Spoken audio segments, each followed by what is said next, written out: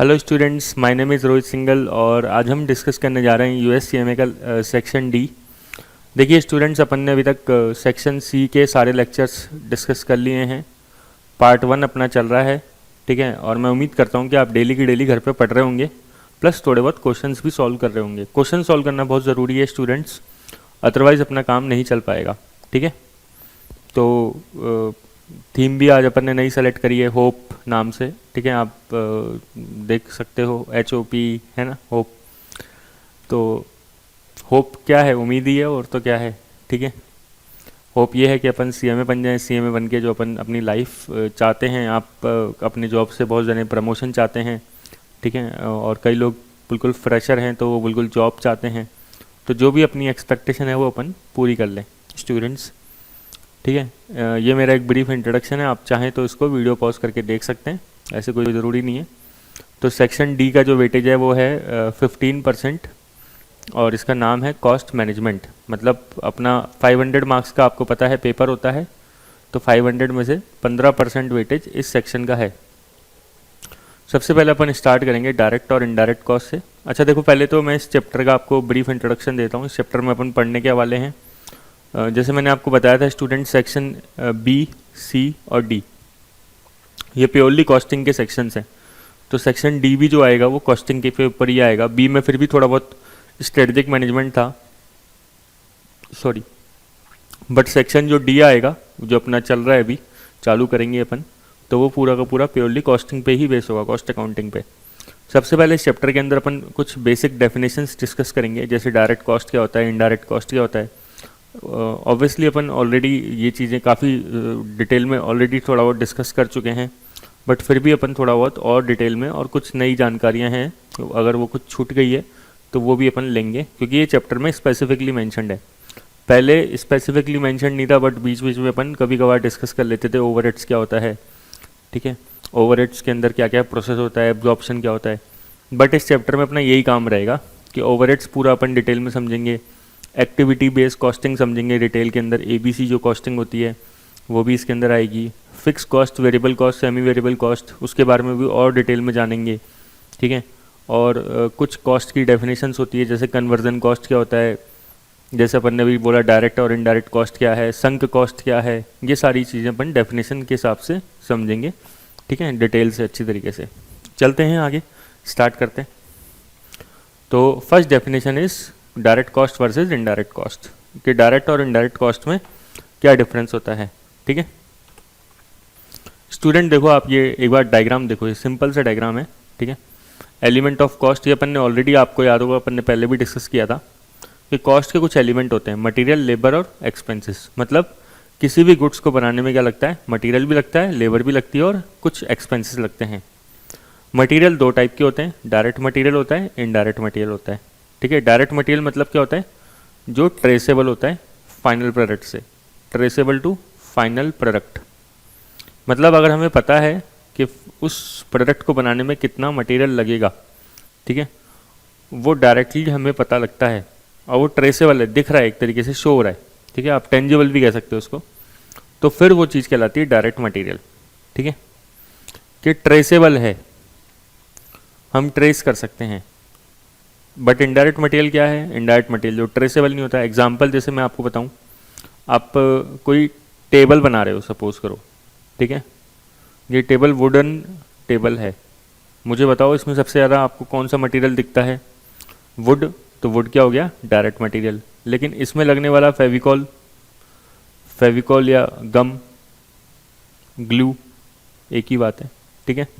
ये इसमें लगने वाले नेल्स, नेल्स मतलब कील, ठीक है, कील ठोकते हैं ना अपन, तो कील्स, कील हो गया, ये सब इनडायरेक्ट मटेरियल हो गया, क्योंकि ये अपन डायरेक्टली आइडेंटिफाई नहीं कर पाएंगे, ठीक है। तो आइडेंटिफाई करने में इशू है, ट्रेस करने में इशू है। तो जो आइडेंटिफाई हो जाता है उसे डायरेक्ट बोलते हैं, जो आइडेंटिफाई नहीं होता वो क्या है, इनडायरेक्ट है। तो आइडेंटिफाई किससे होना चाहिए, प्रोडक्शन से, प्रोडक्शन से उसका एक लिंक होना चाहिए, ठीक है, मतलब प्रोडक्ट से लिंक होना चाहिए डायरेक्टली। डायरेक्ट लेबर क्या होती है, डायरेक्ट लेबर जो प्रोडक्शन से डायरेक्टली लिंक्ड हो, ठीक है।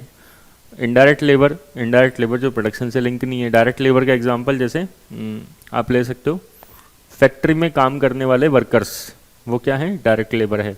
इनडायरेक्ट लेबर जैसे ऑफिस में काम करने वाले एम्प्लॉयज़, वो क्या है, इनडायरेक्ट लेबर है, क्योंकि उनका ऑफिस में काम करने वालों का प्रोडक्शन से कोई डायरेक्टली लिंक नहीं होता है।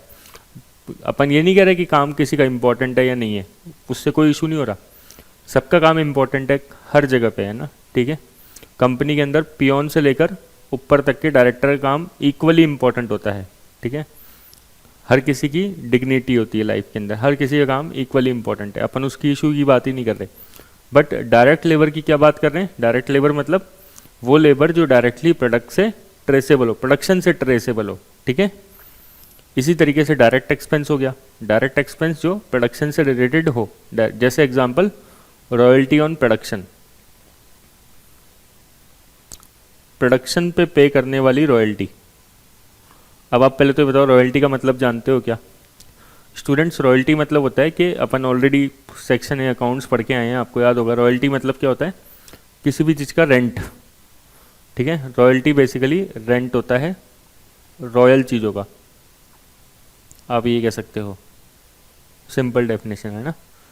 तो इसका एग्जांपल क्या है रॉयल्टी, जैसे अपन क्या करते हैं, किसी से कोई पेटेंट ले लेते हैं, किसी से उसका पेटेंट ले लेते हैं और उस पेटेंट को यूज़ करते हैं, तो ऐसे ही थोड़े अपन वो पर्सन अपन को यूज़ करने देगा, तो अपन उसको क्या बदले में पे करते हैं, रॉयल्टी, ठीक है। तो रॉयल्टी दो तरीके से होती है, एक तो रॉयल्टी होती है प्रोडक्शन पे, एक रॉयल्टी होती है सेल्स पे। तो अगर अपन रॉयल्टी ऑन प्रोडक्शन अगर पे नहीं करेंगे तो आपको क्या लगता है वो पर्सन अपन को टेक्नोलॉजी सप्लाई करेगा, वो पेटेंट सप्लाई कर देगा? नहीं करेगा ना।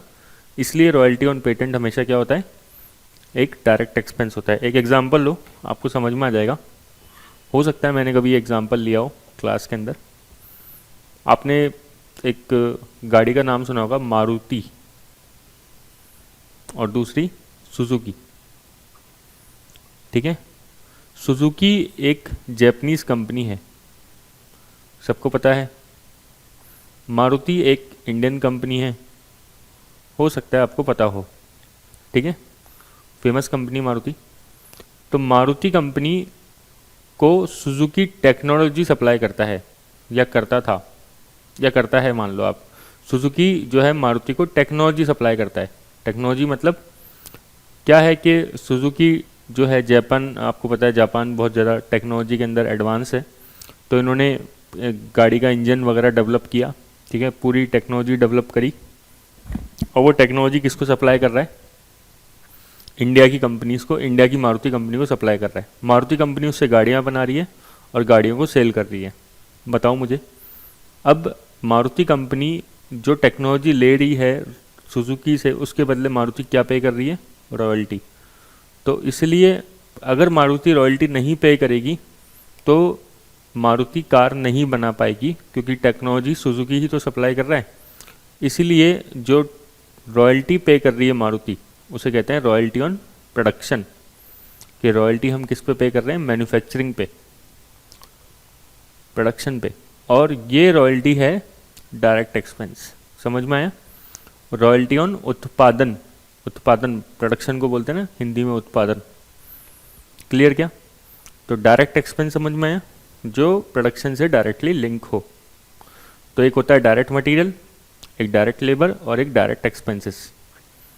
तो अगर इन तीनों को ऐड कर दिया जाए तो तीनों को मिला के बोलते हैं प्राइम कॉस्ट, या तीनों को मिला के बोलते हैं direct cost. Very very important concept, ठीक है। आपको कई बार लिखा होगा क्वेश्चन में डायरेक्ट प्राइम कॉस्ट लिखा होगा। प्राइम कॉस्ट ज़्यादा इंपॉर्टेंट शब्द होता है, डायरेक्ट कॉस्ट हो सकता है नहीं गिवन हो, प्राइम कॉस्ट गिवन हो। तो आपको क्या जानना है, प्राइम कॉस्ट क्या होती है, डायरेक्ट मटेरियल, डायरेक्ट लेबर और डायरेक्ट एक्सपेंसेस का टोटल मिला के अपन कहते हैं प्राइम कॉस्ट।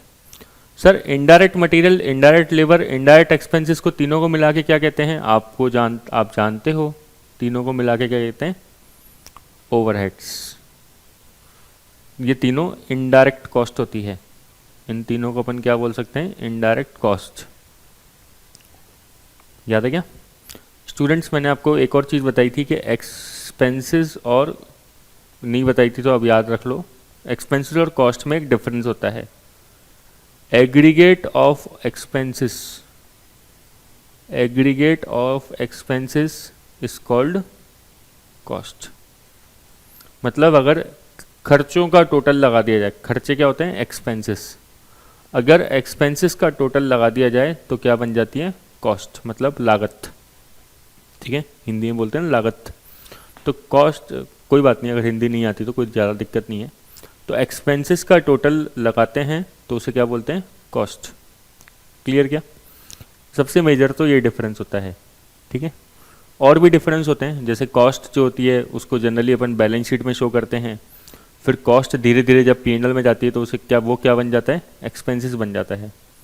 ठीक है, जैसे अपन ने एक मशीन खरीदी, तो मशीन खरीदना क्या है? एक कॉस्ट है। लेकिन मशीन पे हर साल डेप्रिसिएशन लगाएंगे तो वो क्या बनता जाएगा? एक्सपेंसेस बन जाएगा। तो इसलिए कहते हैं कि पहले हर एक्सपेंस जनरली क्या होता है? कॉस्ट होता है, उसके बाद वो क्या बनता है? एक्सपेंस बनता है। कुछ समझ में आया? जैसे मशीन खरीदी, तो मशीन खरीदना क्या है? कॉस्ट है, लेकिन उस पर जो डेप्रिसिएशन लगा वो क्या है? एक्सपेंस है। ठीक है, अगर ये भी नहीं समझ में आए तो मेरी सिंपल डेफिनेशन याद रखो कि अपन सारे एक्सपेंसेस को टोटल लगाते हैं तो क्या बोलते हैं? कॉस्ट। ठीक है, ऐसे क्वेश्चन जनरली इंटरव्यू के क्वेश्चंस होते हैं।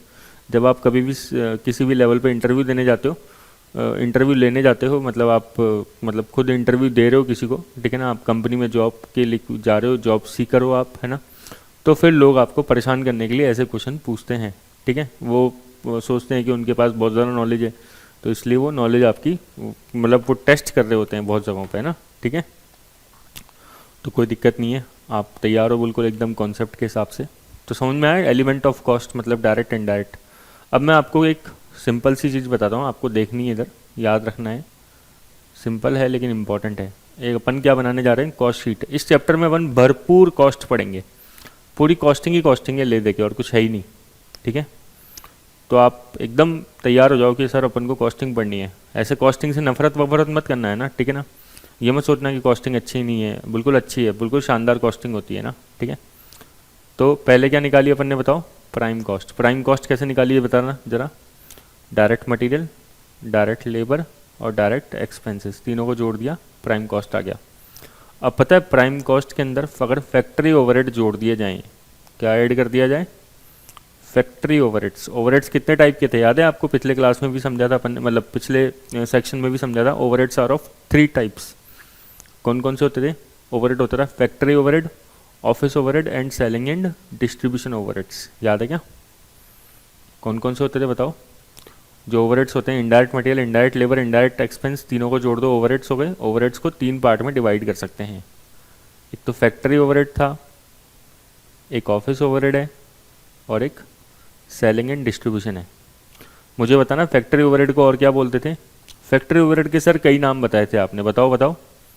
वर्क्स ओवरहेड भी बताया था, प्रोडक्शन ओवरहेड भी बताया था, और क्या बताया था? एक और नाम बताओ। मैन्युफैक्चरिंग ओवरहेड भी बताया था। समझ में आया क्या? याद होना चाहिए। ऑफिस ओवरहेड को और क्या बोलते थे? Administrative overheads, administrative overheads. Factory overhead मतलब फैक्ट्री में लगने वाले इनडायरेक्ट एक्सपेंसेस। ऑफिस ओवरहेड्स मतलब ऑफिस में लगने वाले इनडायरेक्ट एक्सपेंस। और सेलिंग एंड डिस्ट्रीब्यूशन मतलब माल को, गुड्स को बेचने से रिलेटेड जो एक्सपेंडिचर हो रहे हैं, खर्चे हो रहे हैं, उसे बोल रहे हैं सेलिंग एंड डिस्ट्रीब्यूशन ओवरहेड्स। तो प्राइम कॉस्ट में फैक्ट्री ओवरहेड ऐड कर दिया तो इसे क्या बोलते हैं? Gross factory cost. क्या बोलते हैं इसे? Gross factory cost. Gross factory cost में अगर अपन ओपनिंग वर्क इन प्रोग्रेस जोड़ दें, opening stock of work in progress, ठीक है, वर्क इन प्रोग्रेस, जैसे देखो स्टॉक जो होता है वो 3 स्टेजेस में होता है, याद है क्या आपको? स्टॉक किस किस स्टेज में हो सकता है? एक तो रॉ मटेरियल की स्टेज में हो सकता है, एक WIP की स्टेज में हो सकता है, और एक फिनिश गुड्स की स्टेज में हो सकता है। ठीक है, 3 स्टेजेस हो सकती है रॉ स्टॉक की, इन्वेंट्री की। ठीक है, ये तो सिंपल पॉइंट है। अब जब अपन डायरेक्ट मटेरियल लेते हैं तो यहाँ पे डायरेक्ट मटेरियल कौन सा होता है? Consumed. Sir what is direct material consumed? इधर समझो, opening stock of raw material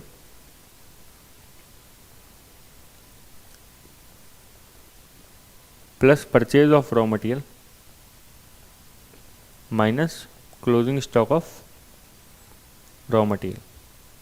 इन तीनों को एडजस्ट कर देते हैं ना अपन, तो उसे क्या बोलते हैं, रॉ मटेरियल कंज्यूम्ड। ठीक है, मतलब ओपनिंग में कितना रॉ मटेरियल था प्लस अपन ने खरीदा कितना रॉ मटेरियल और कितना बच गया। तो अपने पास ओपनिंग में मान लो 100 kg रॉ मटेरियल था, अपन ने खरीदा 1000 kg, तो टोटल कितना हो गया 1100 kg। लेकिन उसमें से 200 kg क्लोजिंग स्टॉक में बच गया, मतलब कहीं ना कहीं अपन 900 kg कंज्यूम कर चुके हैं। ठीक है भाई, 1100 माइनस 200 सिंपल, तो 900 kg क्या हो गया, कंज्यूम हो गया। तो सबसे पहले यहाँ पे क्या लिखते हैं, direct material consumed plus direct labour plus direct expenses, तो प्राइम कॉस्ट।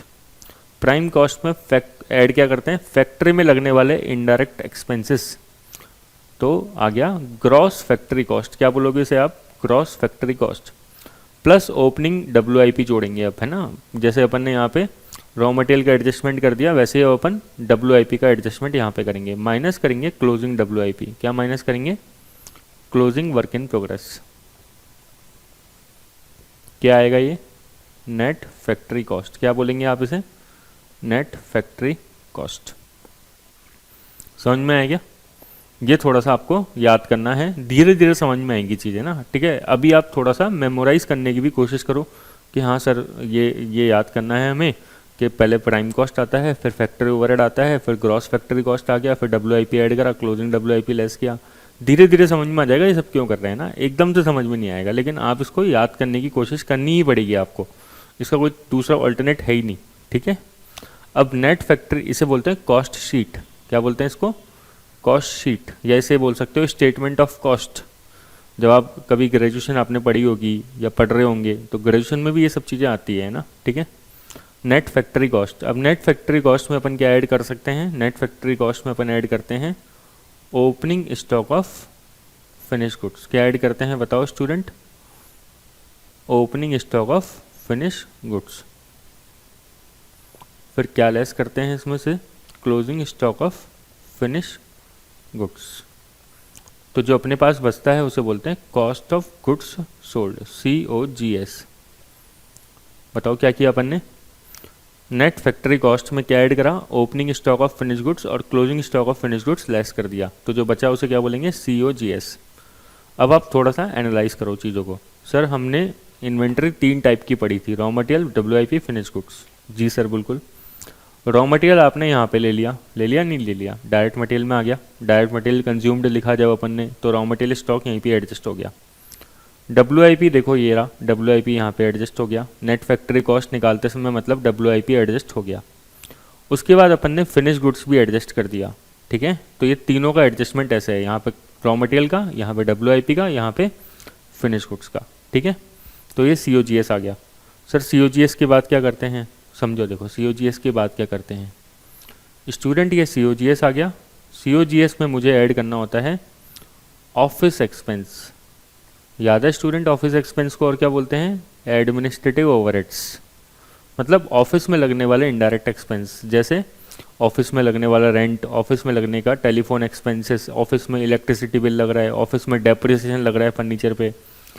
ठीक है, ध्यान रखना, furniture is not itself an expenditure, depreciation on furniture is an expenditure. कभी भी फर्नीचर खुद कोई खर्चा नहीं होता। फर्नीचर, कई लोग समझते हैं कि फर्नीचर खरीद लिया तो कॉस्ट में डाल दो, नहीं, ऐसा नहीं होता। फर्नीचर एक लॉन्ग टर्म एसेट है ना, फिक्स एसेट है, नॉन करंट एसेट है, तो उस पर क्या लगता है, डेप्रिसिएशन। इसी तरीके से मशीन्स, और ऑफिस में कंप्यूटर्स रखे हुए हैं तो उसे क्या बोलते हैं, आप मशीन बोलते हैं। ठीक है, अकाउंटिंग लैंग्वेज में। तो COGS plus office expense plus selling and distribution expense, इन सबको ऐड करो, क्या आएगा ये, कॉस्ट ऑफ सेल्स। क्या आएगा ये, कॉस्ट ऑफ सेल्स। समझ में आया क्या, तो ये करना है। सर लेकिन ये हमने लास्ट में क्यों ऐड किया, ठीक है, हमने इसको ऊपर क्यों नहीं ऐड किया, ऑफिस एक्सपेंस और सेलिंग एक्सपेंस को, जबकि हमने COGS से पहले क्या लिखा था बताओ, नेट फैक्ट्री कॉस्ट। याद है क्या, COGS से पहले हमने नेट फैक्ट्री कॉस्ट लिखा था, फिर नेट फैक्ट्री कॉस्ट में हमने कुछ एडजस्टमेंट किया था, opening stock of finish goods add किया था। ठीक है, लेस किया था closing stock of finish goods. याद है क्या भाई, ऐसा किया था नहीं किया था, अभी किया था ना। तो नेट फैक्ट्री कॉस्ट में opening stock of finish goods add किया, लेस किया closing stock of finish goods, COGS आ गया। लेकिन COGS के बाद अपन ऑफिस एक्सपेंस और selling and distribution expense add कर रहे हैं। मैं आपसे एक क्वेश्चन पूछता हूँ, ठीक है ना, आप थोड़ा सा रीजनिंग पावर, रेशनैलिटी का यूज़ करते हुए आप ये मुझे बताओ कि अगर मैं ऑफिस और सेलिंग एक्सपेंस को नेट फैक्ट्री कॉस्ट के बाद में ऐड कर देता जस्ट, ठीक है, मतलब आप ये भी कह सकते हो कि ऑफिस और सेलिंग एक्सपेंसेस के बाद ओपनिंग और closing stock of finish goods का एडजस्टमेंट किया जाता, तो इससे क्या इफेक्ट आता बताओ। समझ गए मेरा क्वेश्चन या नहीं समझे? मैं आपको बताता हूँ मैं क्या कह रहा हूँ। मैं ये कह रहा हूँ कि नेट फैक्ट्री कॉस्ट लिखो आप पहले, ठीक है, लिखा, एक मिनट ये लाइन खींच देता हूँ मैं यहाँ पे। हाँ, नेट फैक्ट्री कॉस्ट लिखा आपने, उसमें सर आप ऐसा करो, एक बार ऑफिस एक्सपेंस ऐड कर दो, कर दिया बेटा, और फिर सेलिंग एंड डिस्ट्रीब्यूशन ओवरहेड्स भी ऐड कर दो, ये भी कर दिया, है ना। और जो भी आया उसके बाद मैं इसमें क्या ऐड करूँगा, opening stock of finish goods, sorry ये लास्ट में चला जाता है ना, ऐसे ही हो जाता है, ये पागल हो जाता है लास्ट में जाते जाते ये। अरे कहाँ जा रहे हो सर आप, closing stock of finish goods को यहाँ पे से लेस कर दिया, इसको ऐड कर दिया। मुझे बताओ, वैसे देखो करना जो ऊपर बताया था वही है, ये बताओ इसमें कुछ दिक्कत है क्या, इसमें क्या दिक्कत है बताओ। सर इसमें है ना, फिनिश स्टॉक के अंदर ओवरहेड्स ऐड हो गए, कौन कौन से ओवरहेड ऐड हो गए हैं, ऑफिस ओवरहेड भी ऐड हो गए, सेलिंग एंड डिस्ट्रीब्यूशन ओवरहेड भी ऐड हो गए हैं, ओपनिंग स्टॉक के अंदर भी ऐड हो गए, क्लोजिंग स्टॉक के अंदर भी ऐड हो गए नहीं हो गए। अगर आपने ये वाला अप्रोच यूज़ करा तो ऑफिस और सेलिंग ओवरहेड्स जो हैं फिनिश स्टॉक के अंदर एडजस्ट हो चुके हैं, है ना, मतलब जो भी फिनिश स्टॉक की वैल्यू थी वो थोड़ी सी इंक्रीज हो गई होगी due to office and selling and distribution overheads. हुआ होगा नहीं हुआ होगा ऐसा? लेकिन ये करना रियल में गलत है। क्यों गलत है मैं आपको समझाता हूँ, समझना। देखो, सेलिंग एंड डिस्ट्रीब्यूशन ओवरहेड्स कौन से गुड्स पे होते हैं, जो गुड्स अपन सेल करते हैं। कभी भी आपको लगता है कि सेलिंग एंड डिस्ट्रीब्यूशन ओवरहेड्स जो हैं वो उन गुड्स पे होते हैं जो अपने पास क्लोजिंग स्टॉक में रखा हुआ है? उन पे नहीं होता है। हमेशा माना जाता है कि सेलिंग एंड डिस्ट्रीब्यूशन ओवरहेड्स उन गुड्स पे हुआ है जो गुड्स अपन ने सेल करे हैं। अगर आपने यहाँ पे इधर सेलिंग एंड डिस्ट्रीब्यूशन ओवरहेड्स को ऐड किया तो कुछ सेलिंग एंड डिस्ट्रीब्यूशन ओवरहेड्स का पोर्शन जो है स्टॉक में ऐड हो जाएगा और वो गड़बड़ हो जाएगा, ठीक है, जो आपको नहीं करना चाहिए। दूसरी बात, ऑफिस ओवरहेड्स, ऑफिस ओवरहेड के साथ भी यही पंगा है। ऑफिस ओवरहेड को भी अपन कभी भी स्टॉक की वैल्यू का पार्ट नहीं मानते हैं, इसलिए उसको ऐड नहीं करते हैं स्टॉक की वैल्यू में। मतलब सर आप ये कहना चाहते हो कि there are two types of cost. हाँ, अब आपको समझ में आ रहा होगा। अगर नहीं समझ में आ रहा तो आप समझो। मैं आपको अगला जो टॉपिक है ना वो भी समझाने की कोशिश कर रहा हूँ इसके अंदर। एक तो होती है प्रोडक्ट कॉस्ट, एक होती है पीरियड कॉस्ट। बहुत ही ज़्यादा इम्पॉर्टेंट है ये टर्म्स दोनों, ठीक है, बहुत ही ज़्यादा, ठीक है, अच्छे से समझना पड़ेगा आपको। प्रोडक्ट कॉस्ट मतलब वो कॉस्ट जो प्रोडक्ट की कॉस्ट में ऐड होती है ठीक है, बिल्कुल सिंपल सी फर्जी सी डेफिनेशन है। प्रोडक्ट कॉस्ट मतलब वो कॉस्ट जिसको अपन प्रोडक्ट के अंदर ऐड करते हैं। सर लाइक एग्जांपल दो, raw material, direct labour, direct expenses, factory overheads raw material, अगर अच्छा ही बताओ, direct raw material, direct material एक ही बात है। डायरेक्ट मटेरियल, डायरेक्ट लेबर और डायरेक्ट एक्सपेंसेस तीनों को मिला दिया तो क्या बोलते थे अपन, प्राइम कॉस्ट। अगर उसमें फैक्ट्री ओवरहेड भी जोड़ दिया तो क्या बन जाता था, ग्रॉस फैक्ट्री कॉस्ट। याद है क्या?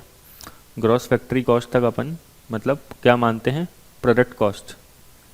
फैक्ट्री कॉस्ट तक मतलब अपन क्या मानते हैं, प्रोडक्ट कॉस्ट। इसको अपन को ऐड करना चाहिए गुड्स के अंदर, लेकिन कुछ कॉस्ट ऐसी होती है जिसको गुड्स की वैल्यू में ऐड नहीं करना चाहिए, उसको क्या बोलते हैं, उसको बोलते हैं पीरियड कॉस्ट।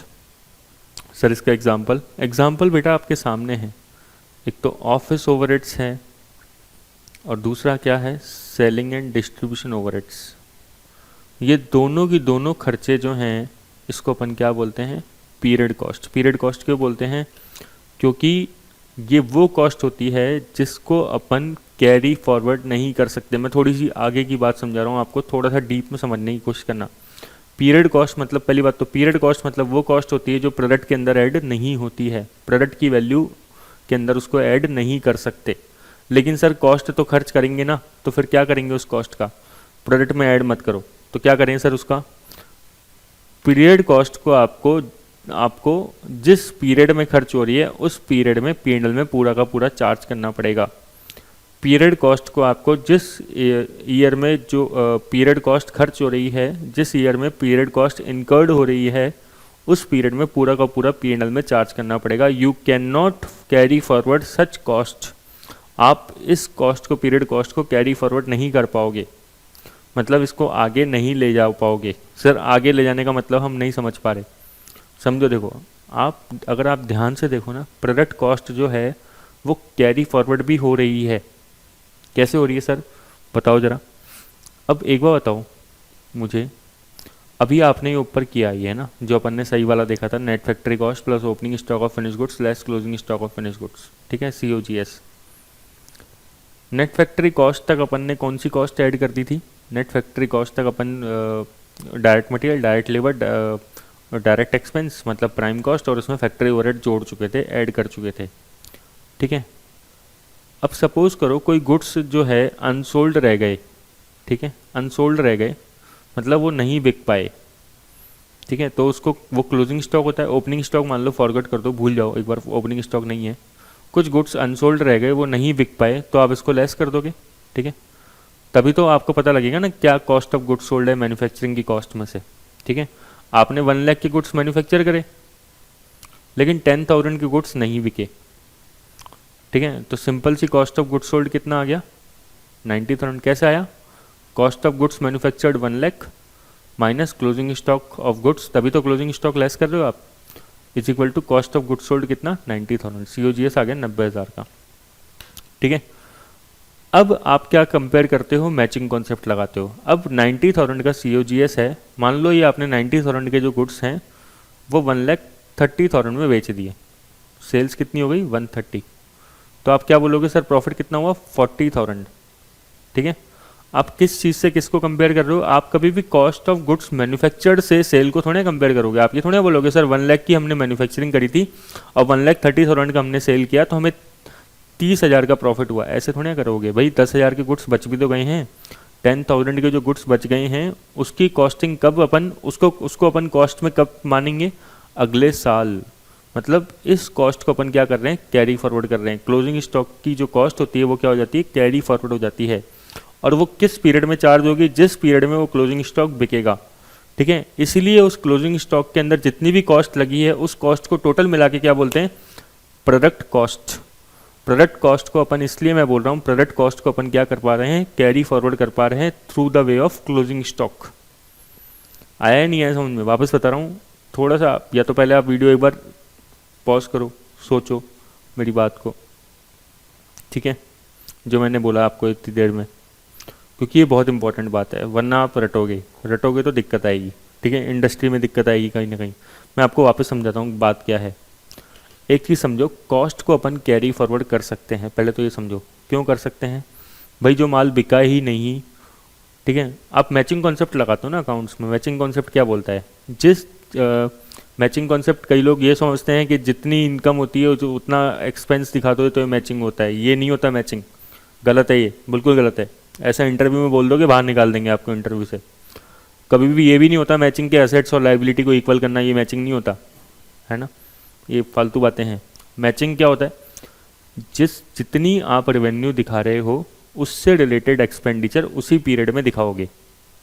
जितनी आप सेल्स दिखा रहे हो, रेवेन्यू मतलब सेल्स बोल रहा हूँ मैं यहाँ पे, जितनी आप सेल्स दिखा रहे हो उससे रिलेटेड एक्सपेंडिचर, उससे रिलेटेड कॉस्ट आप उसी पीरियड में दिखाओगे तो उसे क्या बोलते हैं, मैचिंग कॉन्सेप्ट।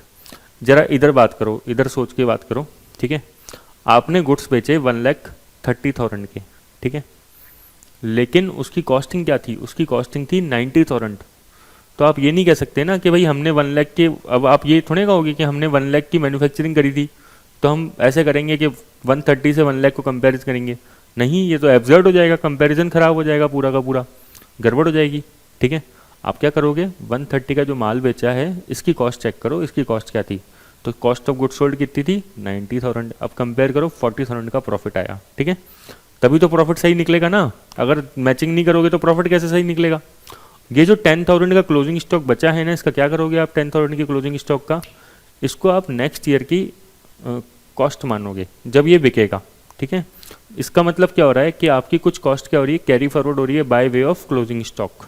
मतलब जो 10,000 के अंदर जो जो कॉस्ट इंक्लूड है वो सब कौन सी कॉस्ट होती है, प्रोडक्ट कॉस्ट, और वो हो रही है carry forward through by way of closing stock, ठीक है। क्लोजिंग स्टॉक की वजह से कैरी फॉरवर्ड हो रही है।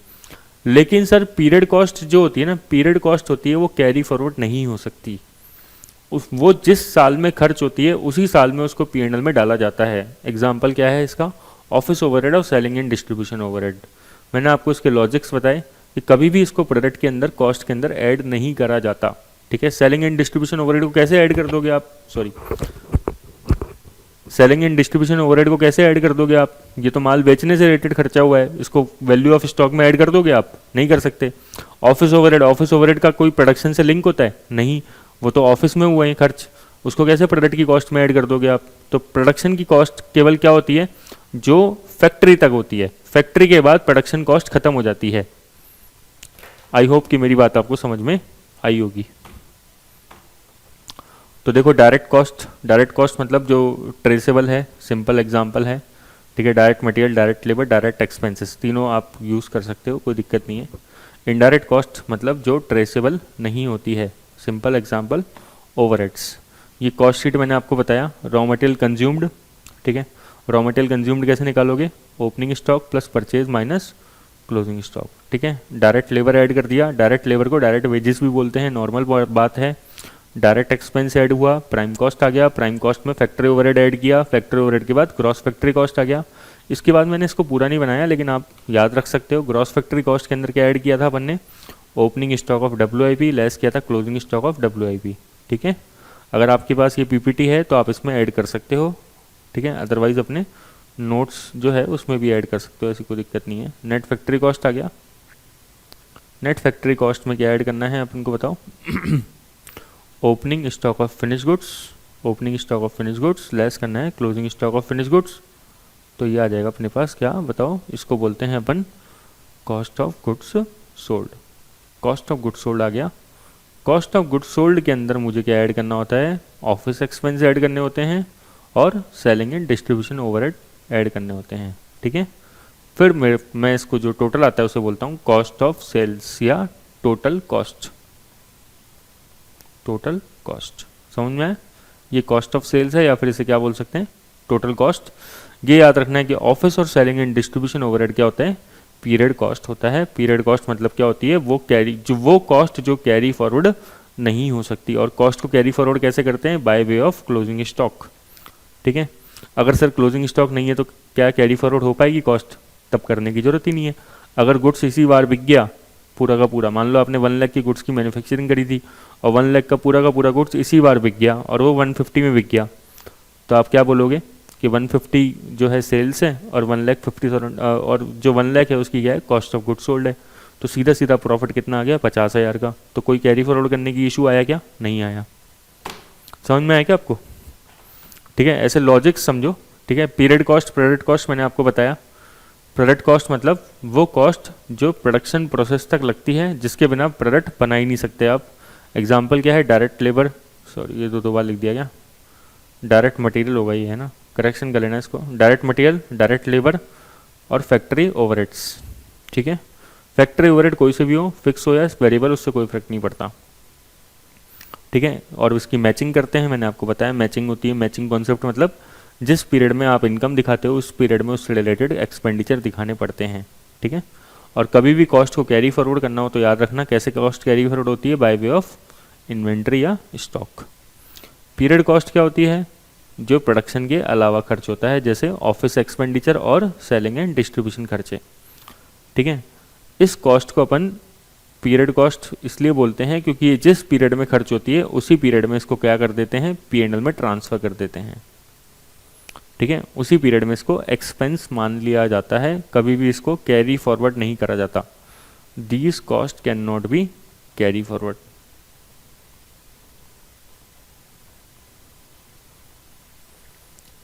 समझ में आया क्या? देखो ये सब चीज़ें समझनी जरूरी है, ठीक है। अगर आप बोलते हो सर ये थोड़ा सा टिपिकल है, मैं मानता हूँ ये सब टिपिकल है, लेकिन क्या करें, समझना पड़ेगा, ठीक है। अपन ने चॉइस ही USCMA की करी है, ठीक है, ये ध्यान रखना। क्योंकि जो अपन, आपने एक कोटेशन सुना है कभी, हु आर यू, आपसे कोई पूछे हु आर यू, आप क्या बोलोगे? We are the product of our choices. हमने जो आज तक ज़िंदगी भर में चॉइस करी है वही हम उस चीज़ के प्रोडक्ट बने हैं। यही है क्या, सही है क्या? हम टेंथ के बाद चॉइस करते हैं कि हमें क्या सब्जेक्ट लेना है, साइंस लेना है कि कॉमर्स लेना है कि आर्ट्स लेना है, ह्यूमैनिटीज़, ठीक है। फिर उसी हिसाब से हमारी आगे की लाइफ बनती है, ठीक है। फिर 12th के बाद हम चूज़ करते हैं कि हमें क्या करना है, ठीक है। फिर हमारी लाइफ उसी हिसाब से डिपेंड करती है। फिर आप अभी मान लो CMA कर रहे हो, CS कर रहे हो, CA कर रहे हो, कुछ भी कर रहे हो, जो भी कर रहे हो, ठीक है, CMA कर रहे हो आप तो अभी फ़िलहाल, तो आप अपने आप को क्या मान लो, कुछ टाइम बाद आप क्या बन जाओगे, CMA कंप्लीट हो जाएगा आपका, ठीक है।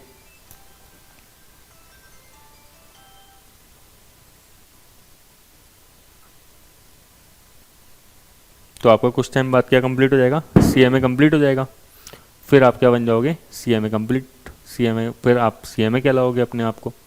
तो you are the product of our choices, है ना। तो अपन ने बहुत अच्छी चॉइस करी है, नो डाउट, है ना, क्योंकि हम अपनी लाइफ को क्या करना चाहते हैं, अच्छे से जीना चाहते हैं। ध्यान रखना, लिव लाइफ विद डिग्निटी। खाली लाइफ इम्पोर्टेंट नहीं है, लाइफ के साथ क्या इम्पोर्टेंट है, डिग्निटी इम्पोर्टेंट है, ठीक है। इसलिए अपन क्या करना चाहते हैं, इसलिए हम एक अपने कोर्स चाहते हैं जो हम अपने नाम के आगे लगा सकें। तो आप सोचो आपके नाम के आगे कुछ टाइम बाद ये लग जाएगा CMA, फिर आप कहीं पे भी इंटरव्यू देने जाते हो, आप कहीं पे भी जॉब कर रहे हो, तो आप एक आइडेंटिटी है आपकी, है ना, ठीक है। तो आप आइडेंटिटी बनाते हो अपनी, अपने सोसाइटी में आइडेंटिटी बहुत ज़रूरी होती है ना, ठीक है। चलो अब एक नया टॉपिक आता है, वेरिएबल कॉस्ट और फिक्स कॉस्ट। वो आप वैसे भी बहुत अच्छे से जानते हो, नॉर्मल पॉइंट होता है वेरिएबल कॉस्ट और फिक्स कॉस्ट। चलो आज इतना पढ़ लेते हैं अपन, ठीक है, फिर नेक्स्ट क्लास में डिस्कस करेंगे वेरिएबल और फिक्स कॉस्ट, ठीक है। इतना रिवाइज कर लो एक बार।